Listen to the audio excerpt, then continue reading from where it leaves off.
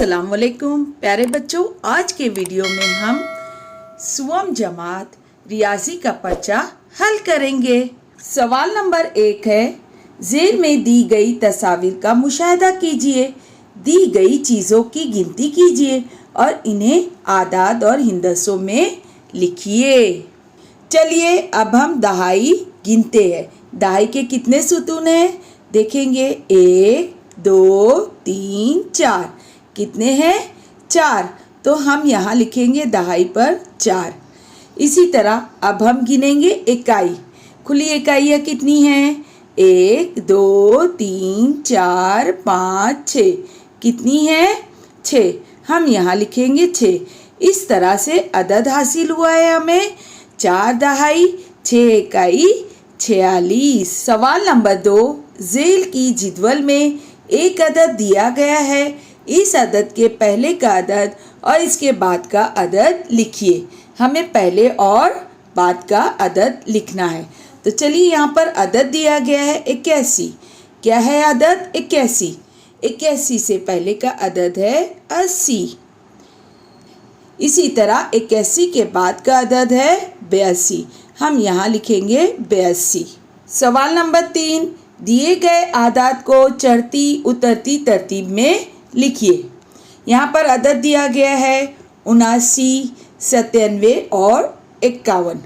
हमें यहाँ पे पहले क्या करना है? चढ़ती तरतीब लिखना है। तो चढ़ती तरतीब में हमें सबसे पहले छोटा अदद लिखना होगा। इसमें सबसे छोटा अदद क्या है? 51। हम यहाँ लिखेंगे 51। 51 के बाद 79। हम लिखेंगे यहाँ 79। 79 के बाद हम लिखेंगे 97। क्या लिखेंगे हम? 97। इसी तरह अब हम लिखेंगे उतरती तरतीब। उतरती तरतीब में पहले सबसे बड़ा अदद लिखा जाता है, इसलिए हम यहाँ सबसे बड़ा अदद क्या लिखेंगे? 97। 97 के बाद 79 और 79 के बाद लिखेंगे हम 51। इस तरह से हमने एक चढ़ती और उतरती तरतीब लिख ली है। सवाल नंबर 4, दिए गए आदाद के मराहिल फ़र्क को पहचानिए और इसके बाद आने वाला अदद लिखिए। हमें पहले फ़र्क पहचानना है। यहाँ पर 12 है ना। 12 से 16 पर हम पहुँचते हैं। 12 के बाद है 13, 14, 15, 16। इस तरह से कितने का मरहला हुआ? 4 का। अब हम 16 के बाद से गिनेंगे। 17, 18, 19, 20। कितना हो गया? 20। तो यहाँ पर हम लिखेंगे 20। 2 दहाई 0 20। अब 20 के बाद से हम गिनेंगे 21, 22, 23, 24। हम यहाँ लिखेंगे 2 दहाई 4 इकाई 24। ये कितने का मरहला था?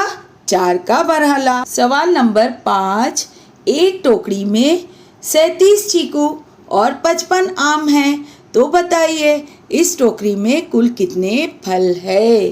तो हम सबसे पहले क्या करेंगे? चीकू। चीकू कितने हैं? 37। तो हम यहाँ लिखेंगे 3 दहाई 7 इकाई 37। आम 55 आम है, तो हम यहाँ लिखेंगे 5 दहाई 5 इकाई 55। अब आगे हमें क्या कहा गया है? कुल कितने फल है। तो कुल पूछा है, इसलिए हम कौन सा अमल करेंगे? जमा। हम यहाँ जमा की अलामत लगाएंगे। अब पहले हम इकाइयों की जमा करेंगे। 7 में 5 मिलाने पर हो गए 12। तो 12 के हम 2 इकाई यहाँ लिखेंगे इकाई के मकाम पर और दहाई हम दहाई के मकाम पर। अब हम दहाइयों की जमा करेंगे, है ना। 1 में 3 मिलाने पर हो गए 4, 4 में 5 मिलाया 9। इस तरह से कुल फल कितने हैं? 92। सवाल नंबर 6, साइमा को एक किताब पढ़ना है, उसमें कुल 70 सफ़ात हैं। उसने 44 सफ़ात को पढ़ लिया है, तो बताइए उसके कितने सफ़ात पढ़ना बाकी है। तो हम यहाँ पे क्या करेंगे? कुल सफ़ात कितने हैं? 70। हम यहाँ लिखेंगे 7 दहाई 0 इकाई 70। अब कितने सफ़ात को पढ़ लिया है? 44। तो हम यहाँ लिखेंगे 4 दहाई 4 इकाई 44। अब पूछा गया है कितने सफ़ात पढ़ना बाकी है। बाकी लिखा है, इसलिए हमें यहाँ पे कौन सी अलामत लगाना है? तफरीक। हम यहाँ पर तफरीक का अमल करेंगे। सिफर में से 4 नहीं जाएंगे, इसलिए हम यहाँ पर क्या करेंगे, दहाई से 1 उधार लेकर यहाँ पे 10 बन जाएंगे सिफर, और यहाँ पर 1 कम हो गया, ये हो गए 6। ये कितने हो गए, 6। हम यहाँ लिखेंगे 6। अब इस तरह से हम क्या करेंगे, इकाइयों की तफरीक। 10 इकाई में से 4 इकाई तफरीक किए तो कितने बाकी बचे, 6। इसी तरह 6 दहाई में से 4 दहाई तफरीक की गई तो बाकी बचे 2। हमारा जवाब आया है 26। कितने सफ़ात पढ़ना बाकी है, 26। 2 दहाई 6 इकाई 26। सवाल नंबर 7, दी गई रकम हासिल करने के लिए कितने रुपयों की नोटें और सिक्के लेना होगा। इसके लिए जेल के चौकोर में सही का निशान लगाइए। देखिए हमें कितने रुपए चाहिए, 85। तो हमें कौन कौन सी नोटें लेना होगी, तो देखिए यहाँ पर 50 की नोट है, ये हम लेंगे। फिर 20 की नोट, इस तरह से हमारे पास हुए 70 रुपये। अब 10 की नोट और ली गई, कितने हुए, 80। अब 5 का सिक्का भी हम लेंगे, इस तरह से हमारे पास 85 रुपये हो गए। तो हम यहाँ पर लिखेंगे भी, हमने 50 की नोट ली, फिर हमने कितने की नोट ली, 20 की नोट ली, उसके बाद हमने ली है 10 की नोट, और फिर लिया है हमने 5 का सिक्का। इस तरह से हमने 85 रुपये हासिल कर लिए नोट और सिक्कों की सूरत में। देखिए सवाल नंबर 8 है, आपके जमात की रियाजी की दरसी किताब की लंबाई कितनी है, उसे नापिए और गिनकर लिखिए। तो प्यारे बच्चों, आप अपनी रियाजी की दरसी किताब निकालकर उसकी लंबाई अपनी बालिश की मदद से नापेंगे। देखिए कितनी बालिश आया है, 2, इसलिए हम यहाँ पर लिखेंगे 2।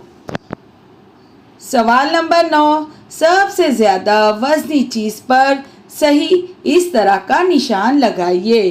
तो चलिए हम यहाँ देख रहे हैं, यहाँ पर गुब्बारा है, बस्ता है, मोरछल है और ये है खड़िया। इसमें सबसे वजनी चीज़ क्या है, बस्ता, इसलिए हम इस पर सही का निशान लगाएंगे। सवाल नंबर 10, आप दूध पीने के लिए कौन से बर्तन का इस्तेमाल करेंगे। बर्तन के नीचे खाली चौकोर में सही इस तरह का निशान लगाइए।